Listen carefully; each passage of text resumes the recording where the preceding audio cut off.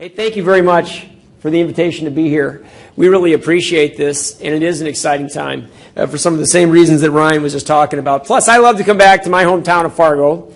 Mayor Furness, thank you. Good to see you here. I got my Fargo pin on. I got this pin. Every time I would stop in to see Mayor Wallaker, he would give me 3 Fargo pins. After we moved out to Bismarck, and he'd say, here, now give these to the kids. And finally, the last time he gave me 3 Fargo pins, I said, Dennis, I've got about 9 of these pins. Well, he said, and now go give them to those kids and remind them that when they graduate from high school, they come out here and they register and they go to school at NDSU. And I said, well, you know, maybe they'll go north where their dad went to college. No, he said. This is their town. You tell them to come to Fargo and you give them those pins. So I'm proud to be wearing my Fargo pin today. And the kids are always envious when I get to come back to our hometown and they think I'm visiting all their friends. So I'll tell them that I saw all of you. When I sit down, I'll take your picture and I'll tweet it so that they know that I... Integreon is writing today, a day like this, and everything that it embodies is really helping to write the next great chapter in North Dakota. I'm going to tell you why. I'm going to tell you why briefly because I've only been given a couple of minutes. I know we've got a lot of people to hear from and we've got a lot of exciting stuff to discuss. But it is it's the next great chapter in North Dakota's history. We have the #1 economy in America. And no matter where you travel, and I travel pretty broadly these days around the state, and I head to the North Dakota Trade Office, and I go around the globe, and they're talking about North Dakota. A lot of people mistakenly think, well, they've got, they found oil, and now they've got a great economy. But we know that across decades, people have been working hard to diversify this economy, to be hitting on a lot of cylinders so that you can get through rough patches when, as now, the oil prices kind of drop and people sit back a little bit. We're proud of our energy sector. We're proud of the ag sector and how great it's doing, manufacturing and production agriculture. But we have a technical economy here. We have services economy. This company could be located and could be expanding anywhere in the globe. And they've chosen to do so right here in North Dakota. We're producing jobs in North Dakota faster than any state in the nation. Our wages are going up faster, and the opportunities are growing more rapidly in a diverse fashion. And that's exciting. In the Integreon story, as you look down, I think it's 150 jobs in the last 2 or 3 years. Potential for another 100 jobs up ahead in 2015. And just the type of opportunity that this presents. Boy, when I was graduating from high school in 1984 and then the University of North Dakota in 1988, a lot of people were talking about, boy, what can we do to keep our young people? They're all leaving the state. We're educating and they're taking off. The public policy discussion was how much, maybe we could pay them to stay in the state of North Dakota. We could pay off their loans. We could do all sorts of things. And now we've got this situation. We've got 25,000 unfilled jobs across the state of North Dakota because there's so much opportunity. It's growing more rapidly than our population. And we've got the fastest growing population of anywhere in America. All that lines up for the fact that the future is very, very bright. And it's in large part because of companies like Integreon that say this is the economy we want to be in. They work hard. They put a lot of resources into education. And they know the work ethic is legendary in the state of North Dakota. We're blessed. So the state of North Dakota, through our Department of Commerce, and I know the local economic development people too, are proud to join with a company like Integreon and to work to find a way to make sure that you are locating here initially and then expanding. And that's a great part of this story, too. We are proud to lend a hand. These public-private partnerships bear great fruit, and they speak to the commitment that we all have going forward. As I said, I'm a fourth-generation North Dakotan. We're raising the fifth. And you know what?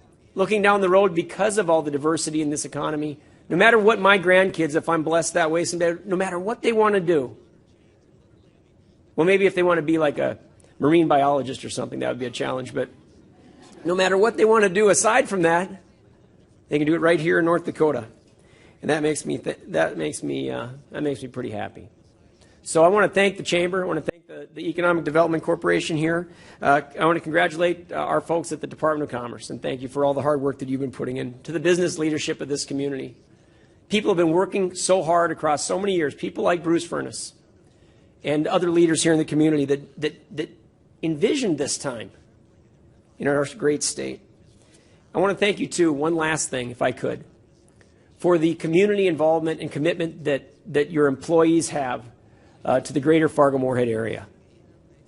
It's evident that through your community involvement, your leadership on a bunch of different philanthropic operations, it shows that you care about the state that you're working in, the community that you're attempting and succeeding at growing. And that's what makes it really special. You know, the Wall Street Journal and other places, they designate us #1 in this category or that, and we're proud of that.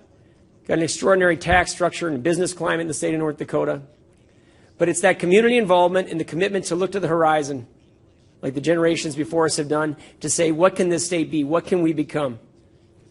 That's what makes us the other thing that we are. We are living in and working in the greatest state in the finest nation on the face of the earth. And I think that's becoming more and more evident to people all the time.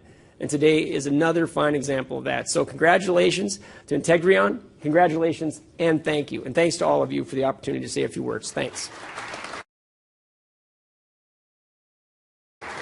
I'll have all of you notice, please, my North Dakota pin.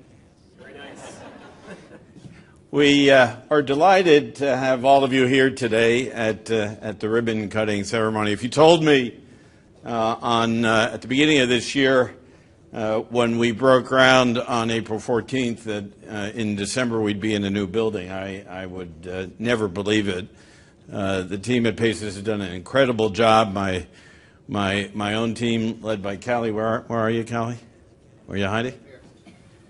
Callie, you did a tremendous job leading all of Integreon into the building and getting us in. This has been a project that's been in the planning stages for probably 18 months now. When we knew that we were running out of space, we began a search both here in North Dakota. We were approached by lots of other competitor states that made fairly attractive offers to us, both economic and otherwise. But it was honestly a real easy choice for us to decide to stay here for one reason. It's all about people. We are in the people business. We are in professional services. And the quality of our associates that we have on staff, we're now at 340. We've got capacity in the building to get over 900 people on a 24/7 shift. We've got 2,200 people around the world. This is a key part of our network. When we bring our clients and prospects to Fargo, they come away always with a big smile. The workforce is committed, it's passionate, it's exciting. They love the chippers that we give them.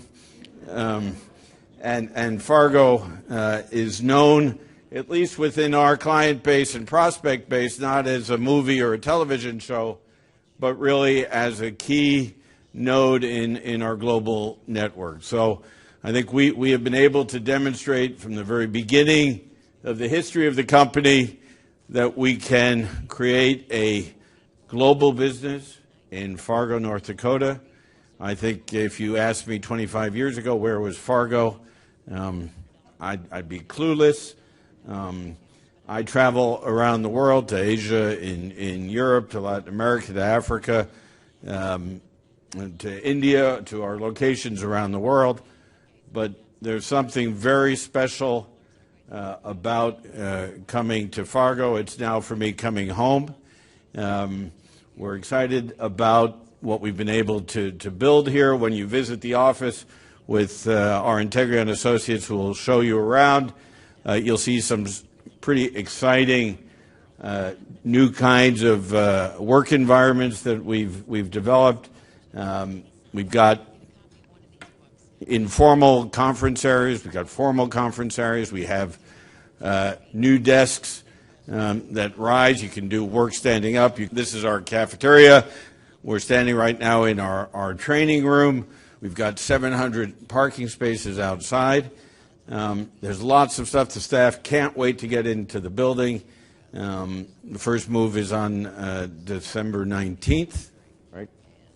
We'll get the first staff in on the 19th, but we didn't want to wait any longer to have the ribbon cutting ceremony because we are so excited. So I'd like to thank the state, all of the support we've got from all of the local and regional institutions, the banks, have all been very, very supportive of Integreon. And as I mentioned at my speech last night at the Chamber, I'm beginning to see where we're going to open up our second facility. So we are delighted to be here. Thank you again, both to all of the partners we've had to build the building, but most important, I'd like to thank our associates. Could you all raise your hand, Integreon folks? Because without you, we wouldn't be in the building. We wouldn't be the success story that we have been over the years. And if I did have a glass of champagne, I would ask all of you to raise your cups and celebrate the success. So thank you very much for coming, and please enjoy the tour and the food that we have. And congratulations to the team. All right, then on the count of three, we'll cut the ribbon. 1, 2, 3.